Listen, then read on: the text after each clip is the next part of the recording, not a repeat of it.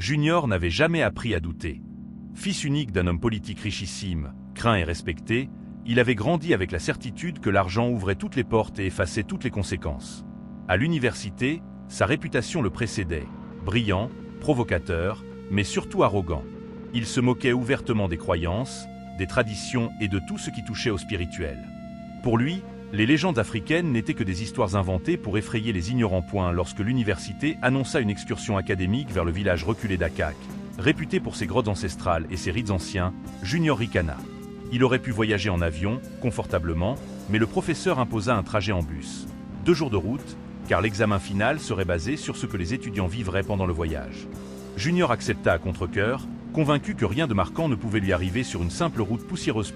Assis à côté de son meilleur ami Armel, issu d'un milieu modeste, Junior passait le temps à se vanter de la richesse de son père, de ses relations haut placées et de son mépris pour les superstitions locales. Armel, plus réservé, l'écoutait sans toujours approuver. Il connaissait les villages de l'intérieur du pays, leurs règles invisibles et les conséquences du manque de respect. Mais Junior n'écoutait jamais les avertissements. Le 2e jour, à midi, le bus s'arrêta près d'une forêt dense, à quelques kilomètres d'Akak. Les étudiants descendirent pour se reposer, manger et se soulager. Des toilettes publiques étaient disponibles, mais Junior les jugea indignes de lui. Sans gêne, il s'éloigna vers la forêt, suivi par quelques garçons curieux de voir jusqu'où irait son arrogance. C'est alors qu'un vieil homme surgit, comme sorti de nulle part. Sa voix tremblante mais ferme résonna. Cette forêt était sacrée, lieu de repos d'un ancien guérisseur redouté, un esprit que personne n'osait défier. Il les supplia de partir immédiatement. La peur saisit le groupe. Tous s'enfuirent, sauf Junior, qui éclata de rire une fois revenu près du bus. Pour lui, cet avertissement n'était qu'une farce de villageois. Et dans son esprit orgueilleux, une idée dangereuse venait de naître. Prouver que rien, ni esprit ni tradition, ne pouvait l'atteindre. Si cette histoire vous captive déjà, abonnez-vous à Légendes incroyables du continent, likez cette vidéo et activez la cloche. Le prochain chapitre va tout faire basculer. De retour près du bus, l'air semblait plus lourd, presque étouffant. Les étudiants parlaient à voix basse, jetant des regards inquiets vers la lisière de la forêt sacrée. Certains racontaient des histoires qu'ils avaient entendues enfants, des voyageurs tombés malades sans raison, des cris nocturnes, des malédictions qui se transmettaient sur plusieurs générations. Mais Junior, lui, savourait la tension. Plus ils avaient peur, plus il se sentait puissant. Avec un sourire moqueur, il annonça qu'il retournerait dans la forêt pour se soulager, juste pour prouver que tout cela n'était qu'un tissu de mensonges. Les rires nerveux fusèrent. Quelques garçons, excités par l'idée du défi, sortirent de l'argent et proposèrent un pari absurde. S'il entrait dans la forêt, urinait là-bas et restait en parfaite santé pendant 3 mois, l'argent serait à lui. Junior accepta sans hésiter, certain que sa richesse et son destin le rendaient intouchable. Armel tenta une dernière fois de l'arrêter. Il lui parla de respect, de limites invisibles, de choses qu'on ne comprend qu'après les avoir perdues. Junior repoussa son ami, le regard dur, et déclara à voix haute qu'il ne croyait ni en Dieu, ni en enfer, ni en aucun esprit. Pour lui, seule comptait la preuve. Et il allait l'offrir à tous, ici et maintenant. Il s'enfonça dans la forêt. Chaque pas semblait avalé par le silence. Les arbres formaient un mur épais, la lumière du soleil disparaissait peu à peu. Puis il aperçut une pierre étrange, couverte de symboles anciens gravés profondément, comme si le temps lui-même avait tenté de les effacer sans y parvenir. Junior s'en approcha, le cœur battant d'excitation, et posa son geste là où personne n'osait même regarder. Lorsqu'il revint au bus, l'argent en main et un sourire victorieux sur le visage, il déclara que rien ne s'était passé. Les autres étudiants étaient troublés, incapables de se réjouir. Une sensation glaciale s'était installée dans leurs entrailles, car certains défis ne montrent pas leurs conséquences immédiatement. Et les esprits, eux, savent attendre. Le bus reprit la route dans un silence inhabituel. Les rires avaient disparu, remplacés par une tension invisible qui pesait sur chaque étudiant. Junior, lui, finit par s'endormir, confiant, presque fier de son exploit. Mais à peine ses paupières closes, son esprit fut happé par un rêve d'une intensité terrifiante. Il se retrouvait seul dans la même forêt. La nuit était profonde, étouffante, et aucun insecte ne chantait.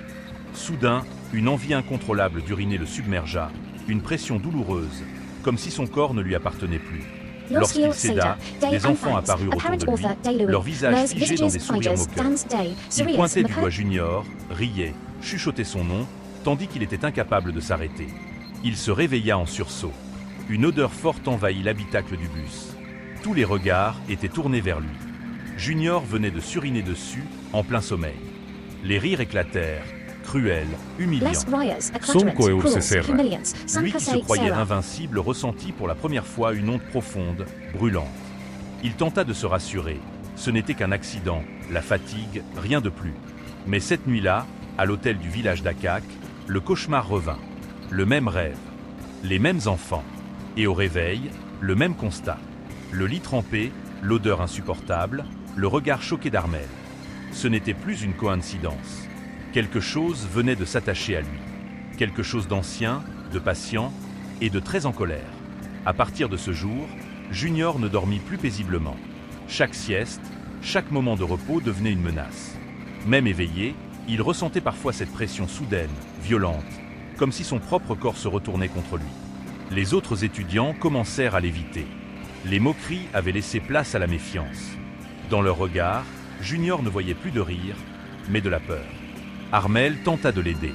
Il lui conseilla de se retenir, de prier, de demander pardon, même s'il n'y croyait pas. Mais rien n'y faisait. Dans le bus, dans le village, parfois même en pleine discussion, Junior perdait le contrôle. Son esprit s'effritait, rongé par l'angoisse. Lui qui parlait si fort auparavant murmurait désormais, évitant les regards. Un après-midi, épuisé, il s'effondra sur un banc du village. Pour la première fois, il admit ses regrets. Il se souvenait des avertissements, du vieil homme, de la pierre gravée. Chaque détail revenait le hanter. Ce n'était plus une légende. C'était une punition. Point pris de panique, Junior chercha de l'aide. Il alla trouver l'un des garçons du Paris, un jeune homme du village nommé David. Les genoux au sol, la voix brisée, il le supplia. L'arrogant Junior n'existait plus. Il n'y avait plus qu'un homme terrifié, prêt à tout pour mettre fin à sa souffrance. David le regarda longuement, sans compassion. Puis il accepta de l'aider, mais seulement à une condition. Ce qu'il attendait dépasserait tout ce qu'il imaginait. Et une fois la vérité révélée, il serait impossible de revenir en arrière. Cette nuit-là, la lune était voilée, comme si le ciel lui-même refusait d'assister à ce qui allait se produire. David conduisit Junior et Armel loin du village, à travers des sentiers étroits que seuls les initiés connaissaient. La forêt semblait vivante. Chaque pas faisait craquer les branches, chaque souffle de vent ressemblait à un murmure. Sans les lampes torchées, ils auraient été totalement avalés par l'obscurité. Après une longue marche, une lueur apparut au loin. Une petite hutte, isolée, éclairée par une simple lampe à huile. Junior sentit ses jambes trembler. Qui pouvait vivre dans un endroit aussi reculé? David leur ordonna d'entrer, mais à l'instant même où Junior posa le pied sur le seuil, une voix grave et puissante retentit. Il devait retirer ses chaussures avant que les dieux ne se mettent en colère. À l'intérieur, l'air était lourd, chargé d'encens. Un vieil homme aveugle se tenait assis sur un tapis, les yeux recouverts d'un tissu rouge. Sans qu'on ne lui dise quoi que ce soit, il appela Armel par son nom. Junior sentit la peur le traverser comme une lame. Plus aucun doute n'était permis. Cet homme voyait au-delà du visible. Le vieil homme éclata d'un rire glaçant. Il rappela à Junior son acte, son arrogance, et lui révéla une vérité terrifiante. La pierre profanée était la tombe d'un guérisseur cruel, dont l'esprit ne pardonnait jamais l'humiliation. Junior tomba à genoux, suppliant, promettant tout ce qu'il possédait. Mais certaines dettes ne se paient pas avec de l'argent, elles se paient avec des sacrifices. Le vieil homme se tut un long moment, comme s'il écoutait des voix que personne d'autre n'entendait. La flamme de la bougie vacillait, projetant des ombres inquiétantes sur les murs de la hutte. Junior n'osait plus lever les yeux. Chaque seconde semblait le rapprocher de quelque chose d'irréversible. Lorsqu'enfin le vieil homme parla, sa voix était lourde, sans émotion. Il expliqua que l'esprit du guérisseur était entré en colère profonde. L'humiliation subie avait réveillé une haine ancienne, et cette haine réclamait réparation. Junior n'avait plus que 3 jours à vivre si rien n'était fait. À ces mots, Armel sentit son cœur se serrer. Junior, lui, s'effondra complètement, pleurant, promettant. Alors le vieil homme révéla l'unique solution. Pour que l'esprit se retire, un sacrifice devait être offert.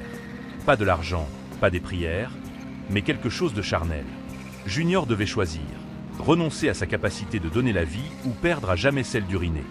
2 choix impossibles, 2 chemins de douleur. Le silence devint insupportable. Junior tremblait. Il pensait à ses parents, à son héritage, à son nom. Aucun des 2 sacrifices ne lui semblait acceptable. Il supplia encore, mais le vieil homme secoua la tête. Il ajouta alors une phrase qui glaça le sang d'Armel. Le sacrifice n'était pas obligé de venir de Junior lui-même. il pouvait apporter celui d'un autre, volontaire ou non. Sur le chemin du retour, aucun mot ne fut échangé. Mais dans l'esprit de Junior, une idée sombre venait de naître. Une idée qui allait trahir bien plus qu'une amitié. À l'aube, Junior n'avait toujours pas fermé l'œil. Les paroles du vieil homme tournaient en boucle dans sa tête, comme un tambour funèbre. 3 jours. Un sacrifice. Une seule issue. Assis face à Armel, il observait son ami, celui qu'il avait toujours soutenu, aidé, protégé. Et pourtant, dans son regard, il ne voyait plus un frère, mais une solution. Junior rappela à Armel tout ce qu'il avait fait pour lui. L'argent, l'aide aux études, les petites faveurs. Puis il aborda le sujet, froidement, sans détour. Il lui demanda de se sacrifier à sa place. Armel resta figé. Les mots lui coupèrent le souffle. Lui, l'aîné d'une famille pauvre, sur qui reposait l'avenir de 6 enfants, devait payer pour l'arrogance d'un autre. Lauantai colere monta. Armel rappela les avertissements, le manque de respect, l'orgueil. Junior, lui, resta impassibile. Il promit encore plus d'argent, une vie confortable pour la famille d'Armel. Mais l'argent ne pouvait pas réparer une telle trahison. Dégoûté, blessé, Armel se leva et quitta la pièce sans un mot. Junior resta seul, persuadé qu'Armel reviendrait. Après tout, pensait-il, tout le monde a un prix. Mais pour la première fois de sa vie, il se trompait. Et pendant ce temps, l'esprit, lui, continuait de se rapprocher. Le temps devint l'ennemi de Junior. Chaque heure qui passait affaiblissait un peu plus son corps et son esprit. Les cauchemars se faisaient plus violents, plus réels. Parfois, il se réveillait en hurlant, certain de sentir une présence assise au bord de son lit. Les enfants du rêve ne riaient plus. Ils le regardaient en silence. Armel refusait désormais tout contact. Son silence était plus douloureux qu'un refus. Pris de panique, Junior tenta une dernière solution, l'argent. Il retourna voir David et lui proposa une somme immense pour offrir un sacrifice à sa place. David entra dans une colère noire. Il l'insulta, lui rappela que certaines fautes ne s'achètent pas et que le destin ne se négocie pas. La deuxième nuit passa.